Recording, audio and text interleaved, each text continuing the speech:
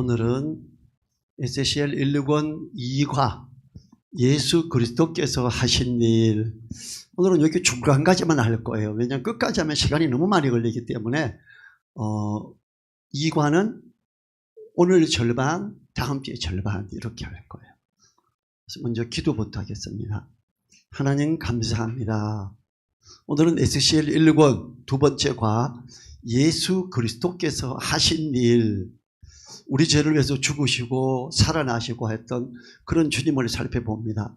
우리가 지난 주에는 인성을 가지신 주님, 태어나신 곳, 그리고 배고프며 슬프며 졸려서 깊은 잠도 주무시고 슬퍼서 눈물을 흘리시고 하는 그 주님, 그렇지만 또 신성 하나님의 어떠하심을 가지고 계신 그 주님을 살펴봤습니다.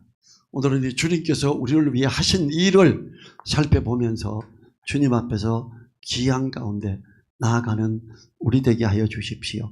간절히 부탁드리며 우리를 사랑하시는 예수님 이름으로 기도했습니다. 아멘. 이제 예수님께서는 무엇을 하셨습니까?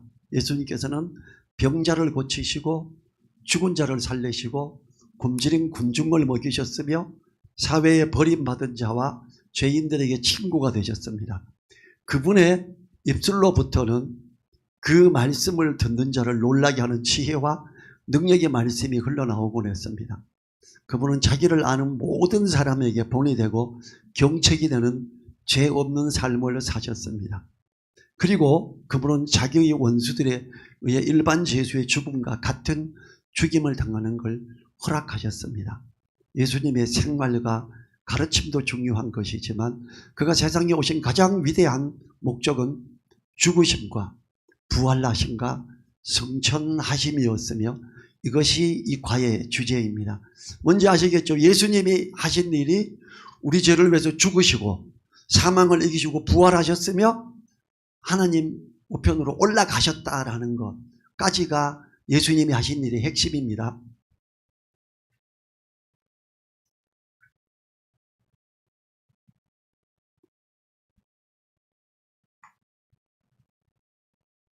우리 죄를 위해서 죽으심이라는 먼저 제목으로 합니다. 천사는 예수님의 탄생을 알리면서 예수님께서 이 세상에 오시는 이유가 무엇이라고 하셨습니까? 마태복음 1장 21절 같이 읽지요. 아들을 낳으리니 이름을 예수라 하라. 이는 그가 자기 백성을 저희 죄에서 구원할 자이심이라 하니라. 예수라 하라.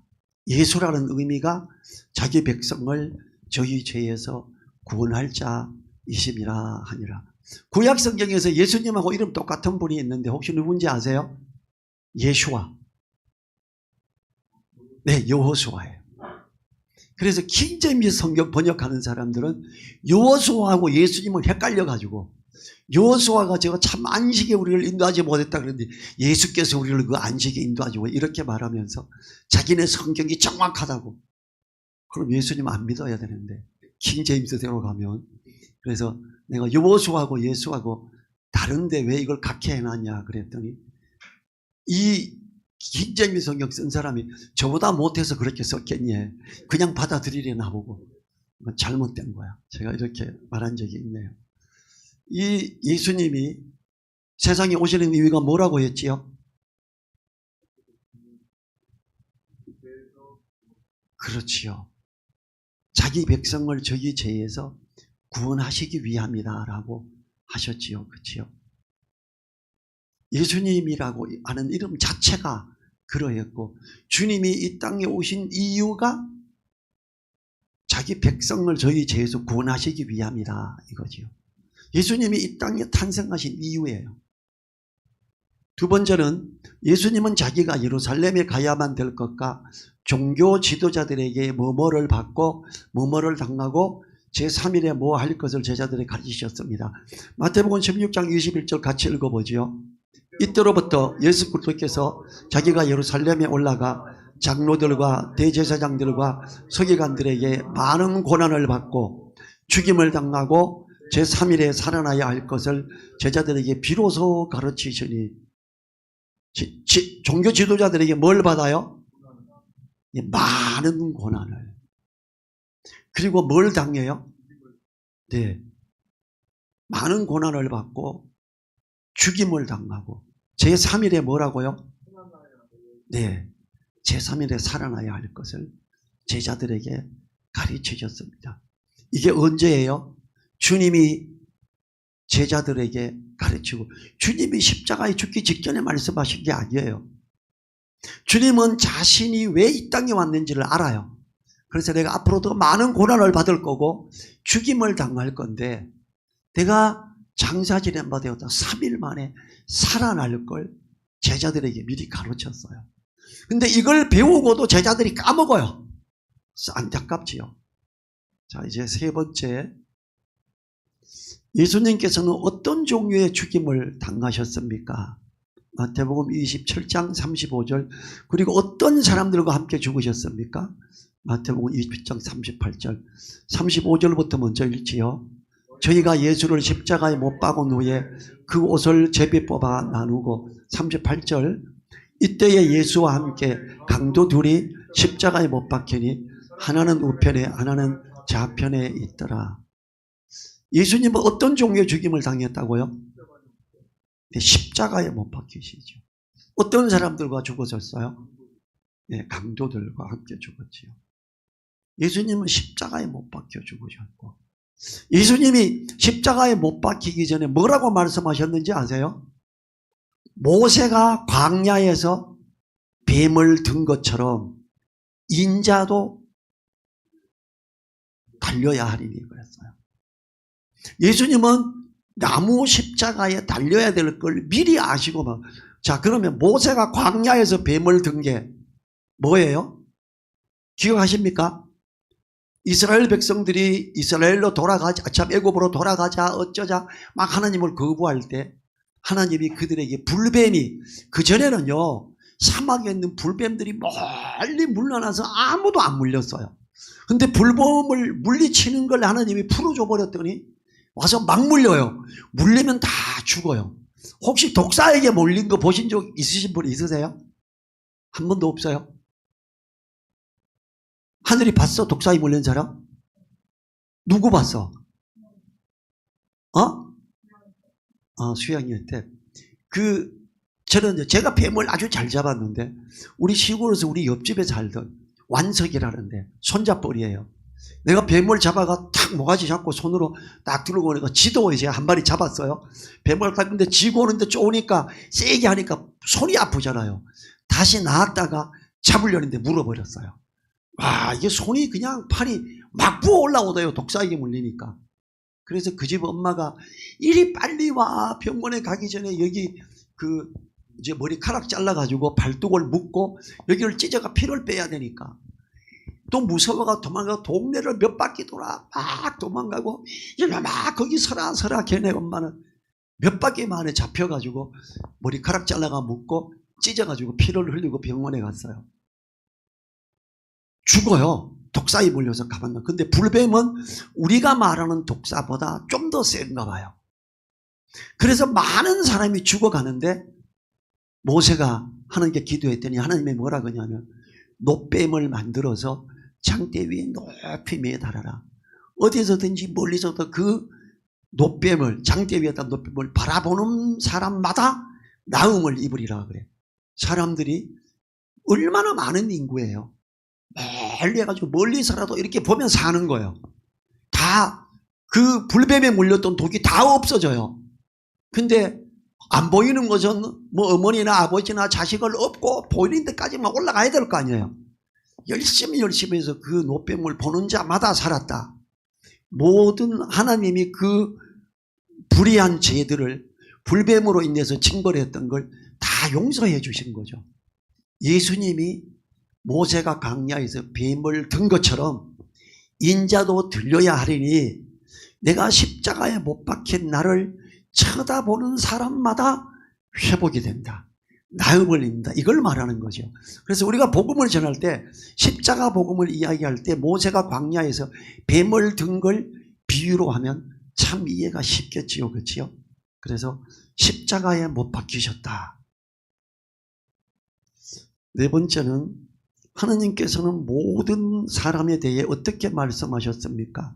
로마서 3장 24절 3절 같이 읽습니다. 모든 사람이 죄를 범하였음에 하나님의 영광에 이르지 못하더니 뭐라고요? 예, 모든 사람에 대해 죄인이라고 말씀하셨지요. 모든 사람들의 상태는 하나님의 영광에 이르지 못하는 죄인이라는 것입니다. 예수님은 이 죄를 위해서 이 땅에 오신 분이에요. 십자가에 못 박히시는 분이죠. 예수님이 십자가에 못 박힐 때 어떤 부류의 사람들하고 못 박혔다고요? 강도들, 아주 흉악한 죄인들이 벌 받는 그 벌을 받았죠. 왜? 우리 죄를 없이 하시려고. 예수 그리스도께서는 죄인을 향한 하나님의 사랑을 어떻게 나타내셨습니까? 로마서 5장 8절 같이 읽어봐요. 우리가 아직 죄인 되었을 때에 그리스도께서 우리를 위하여 죽으심으로 하나님께서 우리에게 대한 자기의 사랑을 확증하셨느니라. 하나님의 사랑을 어떻게 나타냈다고요? 예수님이 어떻게 나타냈어요? 네, 십자가에서 죽으심으로 나타냈죠. 죄인을 향한 하나님의 사랑을 십자가에서 죽으심으로 나타내 보여주셨습니다. 이게 예수님의 십자가에 못 박히심은 하나님의 사랑의 큰 사랑의 표현이죠. 이제 6번 넘어갑니다. 이사야 선지자의 예언에 의하면 그리스도께서 왜 고난을 받으셨습니까? 이사야 53장 5절 같이 읽지요. 그가 찔림은 우리의 허물을 인하며 그가 상함은 우리의 죄악을 인함이라. 그가 징계를 받음으로 우리가 평화를 누리고 그가 채찍에 맞음으로 우리가 나음을 입었도다. 예수님 탄생하시기 700여 년 전에 이 이사야를 통해서 이 예언의 말씀이 이미 발표됐어요. 창세기에서도 주님의 오심, 복음의 원복음이라고 하는 그게 되어 있고요. 모든 성경에 이게 다 기록되어 있어요. 출애굽기에, 레위기에, 신명기에 다 예수님에 대한 모든 것들이 표현되어 있고, 구약 성경을 볼 때 예수님에 대한 맥락을 보지 못하면 성경을 잘 못 보고 있는 거예요. 이제 이사야서 53장은 너무나 명확하게 이렇게 기록하고 있는 거죠. 왜 고난 받으셨다고요? 그렇죠. 우리의 허물과 죄악 때문에 고난을 받으셨다고 했습니다. 참 너무 안타깝기도 하고 너무 감사하지요. 자, 7번은 이사야서 53장 6절에서 자, 이사야서 53장 6절 같이 읽죠. 우리는 다 양 같아서 그릇 행하여 각기 제 길로 갔거늘 여호와께서는 우리 무리의 죄악을 그에게 담당시키셨도다. 다 양 같아서, 우리가 아는 보편적인 양은요, 목자를 따라서 가고 착하죠. 어린 양 그러면 착한 걸 생각하죠. 지금 이 양은 어때요? 마음에 안 들죠? 자, 죄 있는 인간의 태도를 어떻게 묘사했어요? 네, 양 같은데 그릇 행하여 각기 제 길로 간 양과 같다고 이야기합니다. 양이 그렇게 나쁜 거예요? 그렇게 생각 안 하잖아요. 지금 이 의미는요, 아프리카 사냥들이 지금 목자가 없는 양을 말해요. 그렇기보다 어때요? 짐승들은 대장에 있는 거 알죠? 우리가 이게 닭을 키우는데요, 장닭을 2마리 갖다 놨더니 한 마리가 암탉 10마리에 장닭 2마리에 또 누가 한 마리 줘서 3마리가 됐어요. 장닭 제일 약한 놈은 어떻게 하냐? 밑에 내려오지를 못해요. 다른 장닭이 쫙서 죽여버릴 듯이 덤벼요. 맨날 이 꼭대기 너무 불쌍해요. 두 번째 장닭은 그레도바가 바닥에서 구석에 있어요. 힘 제일 센 장닭이 암탉 10마리를 다 다스립니다. 2등은요, 다른 암탉 건드려서 1등에 걸리면 맞아 죽습니다. 짜주가 막 쫙버립니다. 닭의 세계를 보면 이 짐승의 세계가 엄청 무서운 거예요. 이 양들도 두목이 있어요. 닭들도 두목이 있듯이. 이게 암탉이 10마리인데 장닭이 3마리니까요. 그저 장닭 하나가 암탉들 건들고 나서 그런 게 있으면 또 가가 건들고 막 암탉들이 털이 빠지기 시작하고 계란을 못 낳아요. 장닭이 싫어. 그래서 안 되겠다. 여보, 장닭 잡자. 알 넣게 하려고. 그래서 장닭 큰 거 2마리 잡아버렸어요. 그래, 우리 전에 그래가 먹기도 했죠, 교회에서. 그랬더니 장닭 한 마리, 새끼만 있으니까 이제 나머지 암탉이 알을 놓기 시작합니다. 한 일주일, 열흘 정도 지나서부터 스트레스 해소됐잖아요.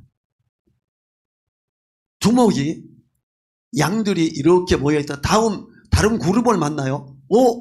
이것들이 싸워! 대장끼리랑 싸우다가 지면 야네 뒤로 붙어. 그럼 뒤에 따라와요. 이게 몇 팀을 더 만나서 있으면 무리가 커져요. 근데 양들이 풀을 뜯어먹죠. 풀을 뜯어먹다가 이제 뒤에서는 막 오면서 우리 먹을 거 없으니까 막 밀고 양들이 무식해요. 그럼 이제 앞에 게 밀리면서 뛰어요. 앞에 게 뛰니까 뒤에 막 따라가죠. 근데 이게 멈추지를 못하고 뒤에서는 밀고 앞에서는 뛰어가고 앞에 게 뛰어가고 뒤에 또 따라가고 가속도가 붙어서 어떤 낭떠러지 같은 데 가면 아프리카 사냥이 다 떨어져가 몰살을 해요. 양은 어리석어서 어떤 때는 뛰기 시작하면 죽을 때까지 뛰는 거예요. 우리는 다 양 같아서 그릇행하여 각기 제 길로 갔거늘. 길인지 뭔지도 모르고 먹이가 있는지도 없는지도 모르고 그 다음부터 막 뛰다가 죽어요. 이런 양과 같아 이 말이에요. 지금 우리가 보편적인 목동리 목자가 기르는 이 양을 말하는 게 아니에요. 그건 착한 양으로 표현되죠. 두 번째, 우리 죄에 대해 무슨 일이 일어났습니까? 우리 죄에 대해서 뭐라 그래요? 우리 무리의 죄악을 여호와께서 예수님께 담당시키셨대요. 양들이 온통 가서 낭떠러지로 다 죽을 것 같은데 그때 스톱! 너 이거 지금 잘못하고 있는 거야. 스톱을 시키고 다 살리게 하는 일을 하셨다 이거예요. 예수님은 이사야 선지자의 예언대로 죽으시되 우리 죄를 담당하시고 죽으셨습니다. 우리 무리의 죄악을. 그래서 이 양 같아서 그랬다고 이 말씀을 적용할 때는 이 야생 양들의 싸움과 두목과 가서 낭떠러지 몰살하고 있는 이런 양들을 생각해야 비유가 맞습니다. 자, 8번 베드로 전서 2장 24절에 의하면 같이 읽지요.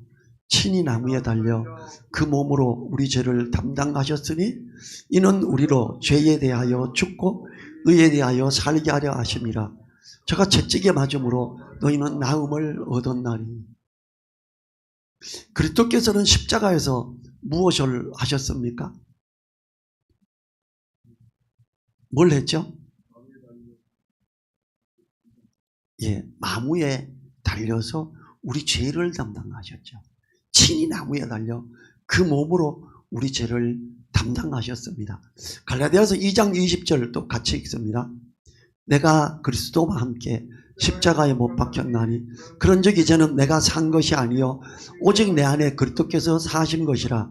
이제 내가 육체 가운데 사는 것은 나를 사랑하사 나를 위하여 자기 몸을 버리신 하나님의 아들을 믿는 믿음 안에서 사는 것이라. 이 주님께서 십자가에 달리셨기 때문에 우리는 그리스도와 함께 십자가에 못 박힌 자로 우리를 여기고, 그래서 이제 주님을 의지하며 살아가야 됨을 갈라디아서 2장 20절에서 말하고 있습니다. 자, 지금 우리는 어떻게 살아야 합니까? 지금 우리는 어떻게 살아야 됩니까? 갈라디아서 2장 20절을 보면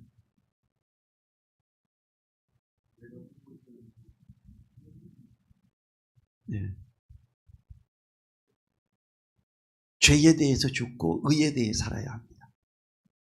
예수 그리스도와 함께 죄에 대해서 십자가에 못 박혀 죽은 자들로 우리를 여겨야 되는 거죠. 자, 로마서 6장 11절도 같이 읽어봅니다. 이와 같이 너희도 너희 자신을 죄에 대하여는 죽은 자요 그리스도 예수 안에서 하나님을 대하여는 산 자로 여길지어다. 지금 우리는 어떻게 돼요? 죄에 대해서는 죽은 자요 의에 대해서는 산 자로 우리를 여겨야 돼요. 자, 죄는 불화를 낳지만 그리스도는 평화를 가져오시고, 죄는 하나님과 인간 사이에 간격을 만들지만 그리스도는 거기에 다리를 놓으시고, 죄는 교제를 끊어놓지만 그리스도는 교제를 회복시키십니다. 자, 9번으로 넘어갑니다. 하나님께서는 그리스도의 죽음을 통해서 사람과의 새로운 관계를 맺으셨습니다. 히브리서 10장 17절에서 사람들이 죄에 대해서 하나님께서 지금 무엇을 하시겠다고 말씀하십니까? 맞는 말에 밑줄을 치십시오. 히브리서 10장 17절 같이 읽어요. 또 저희 죄와 저희 불법을 내가 다시 기억지 아니하리라 하셨으니. 자, 1번 형벌을 주는 것을 미루심, 2번 죄를 완전히 기억지 않으심, 3번 인간의 약점으로서 죄를 간과하심, 4번 이제는 사람들에게 그의 용서를 얻도록 해주심. 주님께서 사람들의 죄에 대해서 어떻게 하시겠다고 합니까? 네, 죄를 완전히 기억지 않으심이에요. 그냥 뭐 약점으로 죄를 강간다 이런 관점이 아니에요. 구주의 보혈로 내가 생명을 얻다니 놀라운 일 아닌가. 나 때문에 고통 속에 죽으시고 날 구원하셨네. 날 위해 죽으셨다니 놀라운 사랑 아닌가. 오 하나님, 당신은 나 때문에 죽으셨으니 놀라운 일 아닌가. 이렇게 그 주님께서 우리 죄를 위해서 죽으셨음을 우리가 9번까지 살펴봤어요. 그런데 주님께서는 우리에게 있어서 다시 죄를 기억지 않겠다. 어때요? 예수님의 십자가의 죽으심을 감사히 받아들인 사람은 뭘 얻어요? 첫째, 죄사함을 얻어요. 그래서 의롭다 하심을 받죠. 죄사함을 받고 의롭다함을 받는 사람에게 주어지는 약속이 뭐죠? 영생이죠. 영원한 생명을 얻었습니다. 이 이야기는 뭐예요? 앞으로 나아가면서 지어질 죄까지도 다 갚으셨고 대신 죽으셨고, 그래서 그 죄를 완전히 기억지 않으심을 말해요. 자, 예수님을 믿을 때 예수님이 2000년 전에 십자가에 죽으신 그 십자가의 보혈의 힘이 있어서 예수님 믿을 때 죄가 다 사해지죠. 2000년 전에 그 사해짐이 이제 지금 죄를 짓는 거 사해 주실 수 있죠. 앞으로 지을 수 있는 죄 사해 줄 수 있죠. 예수님의 보혈의 능력은요, 과거의 죄와 현재의 죄와 미래의 죄를 다 사하시는, 그래서 죄를 완전히 기억지 않으시는 그 은혜입니다. 그래서 이게 정말로 놀라운 사랑이죠. 우리 죄를 위해서 죽으시면 이것은 영원한 겁니다. 자, 이번엔 부활하심을, 예수님이 죽으셨고 부활하심을 봅니다. 예수님께서는 자기가 죽은 후에 자기에게 어떤 일이 일어날 것이라고 말씀하셨습니까? 요한복음 2장 19절부터 20절 같이 읽습니다. 예수께서 대답하여 가라사대 너희가 이 성전을 헐라 내가 사흘 동안에 일으키리라. 유대인들이 가로되 이 성전은 46년 동안에 지었거늘 내가 3일 동안에 일으키겠느냐 하더라. 그러나 예수는 성전된 자기 육체를 가리켜 말씀하신 것이라. 죽은 자 가운데서 살아나신 후에야 제자들이 이 말씀하신 것을 기억하고 성경과 및 예수의 하신 말씀을 믿었더라. 주님이 얼마 만에 살아날 거라고 말했죠? 네, 사흘 동안에, 죽은 지 3일 만에 다시 살아날 것이라고 했어요. 부활 자체는 죽고 난 후 우발적으로 이루어진 것이 아닙니다. 예언에 의한 부활이었다는 것은 부활을 확실하게 증거해 줍니다. 예수님이 이 땅에 오실 때 이미 살아나실 걸 말씀하셨습니다. 주님이 부활하신 건 어쩌다 된 게 아니라 하나님의 사랑의 계획 중에 하나였다라는 걸 우리는 알아야 됩니다. 예수님이 무덤에서 천사들은 여인들에게 뭐뭐 찾느냐고 물었습니다. 누가복음 24장 1절부터 5절 같이 읽지요. 안식 후 첫날 새벽에 이 여자들이 그 예비한 향품을 가지고 무덤에 가서 돌이 무덤에서 굴려 옮기운 것을 보고 들어가니 주 예수의 시체가 베지 아니하더라. 이를 인하여 근심할 때에 문득 찰나는 옷을 입은 두 사람이 곁에 섰는지라. 여자들이 두려워 얼굴을 땅에 대니 두 사람이 이르되 어찌하여 산 자를 죽은 자 가운데서 찾느냐. 천사들이 여인들에게 뭐라 그랬다고요? 네, 산 자를 죽은 자 가운데서 찾느냐고. 예수님이 부활하실 걸 분명히 말씀하셨음에도 제자들도 뭔지 못 알아들었고 여자들도 뭔지 못 알아들었어요. 왜냐하면 부활에 대한 개념이 아예 없었어요. 그런데 예수님이 부활에 대해서 가르쳐 주시려고 미리 한번 실제로 죽은 자를 살리신 적이 있죠. 나사로를 살렸잖아요. 죽은 지 나흘이나 돼요. 그 여동생들이 뭐라 그래요? 주님이 나중에 다 부활하실까 합니다. 근데 지금 우리 오빠는 죽어서 이미 썩은 냄새가 나요. 예수님이 나사로야 나오너라 하니까 그 썩어진 이미 부패하고 있는 몸이 회복이 돼서 살아서 걸어 나오죠. 그리고 부활에 대한 걸 말씀하셨는데 이 여자들이 몰라요. 이 여자들만큼은 알았어야 되는 거 아니에요? 사도 바울은 예수님께서 부활하신 후에 어떤 사람들과 무리들이 예수 그리스도를 보았다고 했습니까? 고린도전서 15장 3절에서 8절 같이 읽지요. 내가 받은 것을 먼저 너희에게 전하였노니 이는 성경대로 그리스도께서 우리 죄를 위하여 죽으시고 장사 지낸 바 되었다가 성경대로 사흘 만에 다시 살아나사 게바에게 보이시고 후에 12 제자에게와 그 후에 500여 형제에게 일시에 보이셨나니 그 중에 지금까지 태반이나 살아있고 어떤 일은 잠들었으며 그 후에 야고보에게 보이셨으며 그 후에 모든 사도에게와 맨 나중에 만삭되지 못하여 난 자 같은 내게도 보이셨느니라. 맨 나중에 만삭되지 못하여 난 자 같은 내게 뭔 말이에요 이게? 아유 철삭둥이 팔삭둥이 같은 내인데도 사도 바울은 자기를 되게 낮게 표현하셨어요. 어떤 사람들이 예수 그리스도를 보았다고 하지요? 예, 게바 베드로죠. 또 12 제자 또 그렇지요. 야고보, 바울, 베드로, 12 제자, 500여 형제, 야고보, 바울. 근데 어때요? 이스라엘 지도자들이 이렇게 많은 사람들에게 부활하신 주님이 그를 보이셨지만 사도들은 로마 군대에도 가서 보고도 하고 이렇게 기록해달라 하고 예수님의 시신을 제자들이 훔쳐가고 부활했다라고 거짓말하고 떠들고 다닙니다. 그래서 그게 계속 그 소문이 이스라엘에 돌아다녔어요.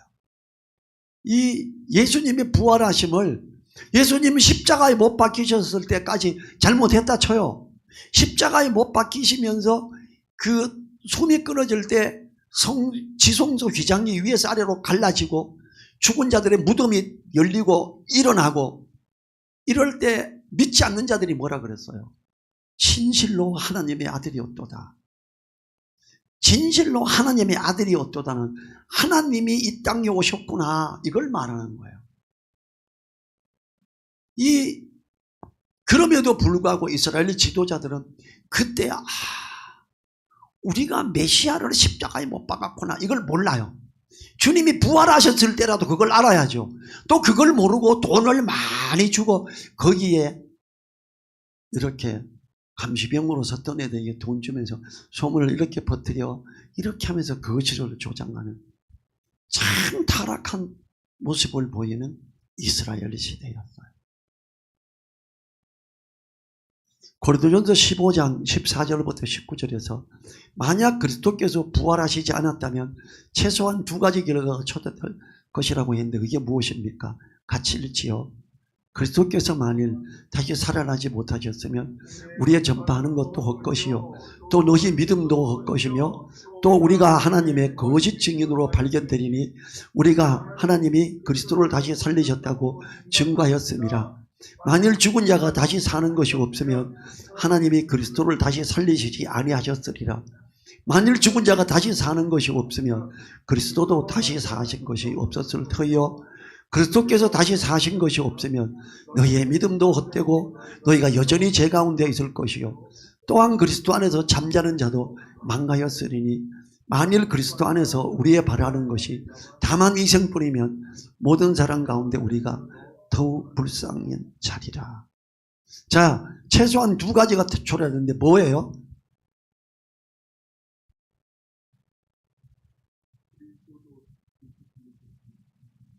네. 그리스도께서 사신 것이 없다면 지금 뭘 말해요? 여러 가지를 말했어요. 예, 우리의 믿음이 헛되다. 또 다른 분. 집사님, 뭘 말해요? 주님이 부활하신 게 없다면.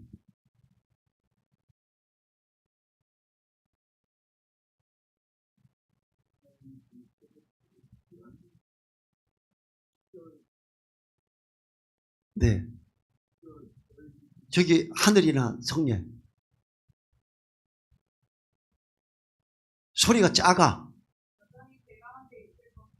여전히 제 가운데 우리가 여전히 제 가운데 있을 것이다. 또 다른 분들은 지금 여기서 네 가지 막 이렇게 여러 가지 말해요.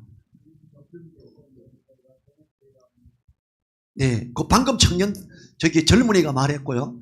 17절에 후반절. 예, 믿음이 헛것이다. 이렇고 18절에는 뭐래요? 그리스도 안에 잠자는 자도 망했고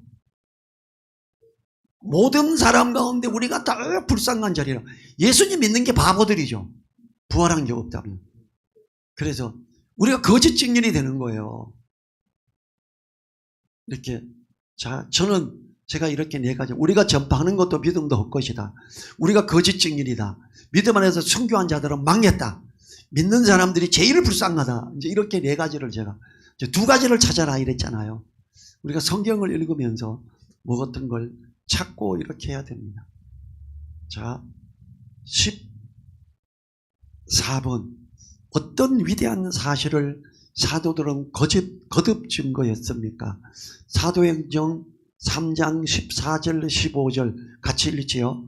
너희가 거룩하고 의로운 자를 부인하고 도리어 살인한 사람을 놓아주기를 구하여 생명의 주를 죽였도다. 그러나 하나님이 죽은 자 가운데서 다시 살리셨으니 우리가 이 일의 증인이로라.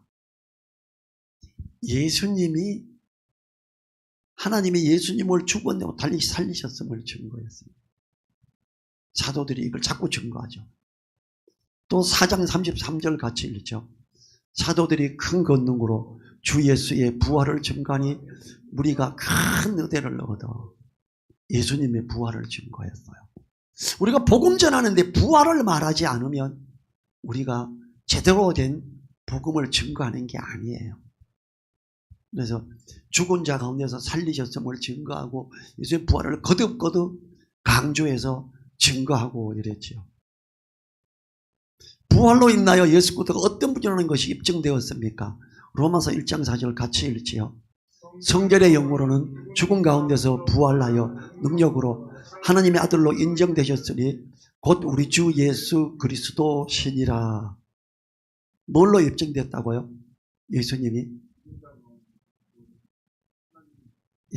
하나님의 아들로 인정이 됐습니다. 진실로 하나님의 아들이었도다. 죽으실 때도 능력으로 그랬고요. 사람이 만든 모든 종교의 창시자들은 죽었지만 그리스도인은 죽음을 이기고 부활하신 살아계신 구세주를 모시고 있습니다. 이 에드워드 크라크 경님이 한 말은 이래요. 변호사인 나는 예수 그리스도의 부활에 대한 증거들을 오랫동안 연구해 왔습니다. 내게 있어서 부활의 증거란 명확한 것입니다. 대법정에서 나는 변호사로서 결코 억지가 아닌 사실에 의한 증거로 공정한 판단을 보장해 왔습니다. 부활에 대한 복음서의 증거에 있어서도 나는 마치 진실한 사람들이 확실한 사실에 대해 증언하는 것처럼 주저없이 받아들입니다. 우리가 예수님을 믿는데 대한민국 교회는 기복사상이 이 순복음 계통 때문에 너무 많이 증거돼서 예수 믿으면 복을 받는데 들어가도 복을 받고 나가도 복을 받고 막 이렇게 말을 해요. 예수 믿는 자들이 복을 받은 확실한 거 뭐예요? 의롭다함을 받았다. 하나님의 자녀들은 권세를 가졌다. 영원한 생명을 가졌다라는 거예요. 죄를 자복할 때 모든 불에서 우리를 깨끗게 하심에 대한 반복됨이 있다. 이런 은혜죠. 주님을 따라서 말씀을 마음에 두고 어떤 때는 고난을 받으며 따라가고 할 때 너희가 내 안에 거하고 내 말이 너희 안에 거하면 무엇이든 대로 원하는 대로 구하라. 그리하면 이루리라 그랬죠. 기도 응답을 받고 약속을 하시기를 이 땅에서도 그 하나님의 은혜를 누림을 말하죠.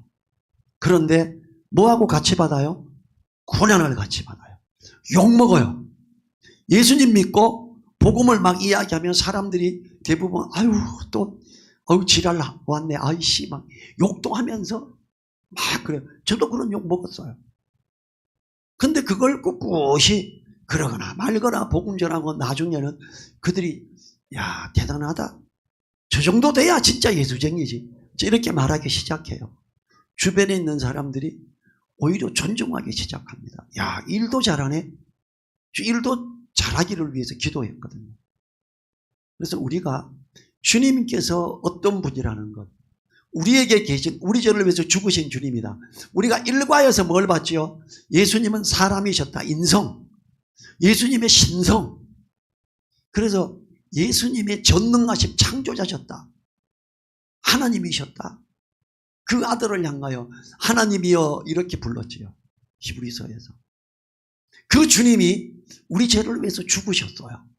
죽으실 뿐 아니라 사망을 이기시고 살아나셨어요. 여러분 예수님이 십자가에서 죽으시고 살아나신 게 왜 중요한지 아세요? 이게 히브리서 2장 14, 15절에 가면 나와요.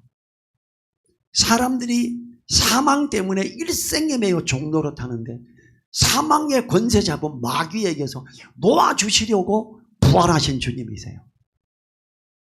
사망의 권세가 자 예수님이 어때요? 창세기 3장 15절에 뭐라 그래요?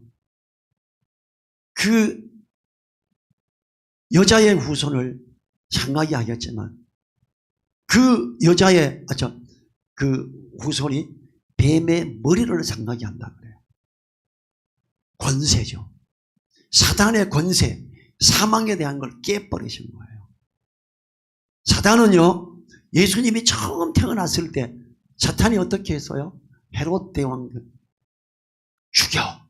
너네 지금 왕권이 흔들리잖아. 그래서 이 메시아라는 게 어디서 오는데 무슨 동네예요. 거기 가서 두 살이야 다 죽여버려. 근데 실패하죠. 천사가 미리 와서 애굽으로 피신 갔다 오는데 애굽 갈 경비가 없어요. 너무 총구석에서 못 사는 나라 사람이라 동네 사람이라. 그래서 동방에서 이스라엘에서 줄 사람이 없어요. 우리나라에서 옛날에 그 백정들에게 누가 뭘 주겠어요? 그 나라에서 백정 수준이에요. 그러니까 동방에서 박사들이 가서 금과 이런 걸 몰약과 이런 걸 가져다 주잖아요. 그리고 절하고 가죠. 이 금덩어리 가지고 애굽으로 피난 갔죠. 그리고 그 헤롯 왕이 죽고 난 다음에 다시 이스라엘로 들어왔죠. 그리고 자라고 그 가운데서 하나님의 아들로서 멋지게 사역하신 주님, 그분이 최종 목표가 우리 죄를 위해서 죽으시고 사망을 이기시고 살아나는 거였어요. 너무 놀라운 일이죠. 우리의 복음은 여기까지가 복음이에요. 그리고 다시 또 뭐가 돼요? 승천하시고 다시 오실 주님에 대해서 우리가 또 이야기를 하게 됩니다. 예, 오늘은 여기까지 하고 다음 주에 우리가 승천하신 주님, 다시 오실 주님에 대해서 살펴보도록 하겠습니다. 같이 기도하겠습니다. 주님 감사합니다. 오늘 주님의 어떠하심, 주님의 하신 일, 주님께서 십자가에 못 박히셨으며 주님께서 사망을 이기시고 부활하셨음을 살펴봤습니다. 주님, 우리가 이러한 주님을 믿는 자들로 있음에 감사합니다. 우리 또한 사망을 이기는 그 부활하심의 그 은혜를 우리가 가지고 있음에 감사합니다. 우리가 사망의 권세 잡은 사단을 향하여 대적하고 그를 물리치며 나아가고 승리를 선포하는 우리들 되게 하옵소서. 간절히 부탁드리며 우리를 사랑하시는 예수님 이름으로 기도했습니다. 아멘. 수고하셨습니다. 참, 암송 1번 하신 분, 중심 되신 그리스도 암송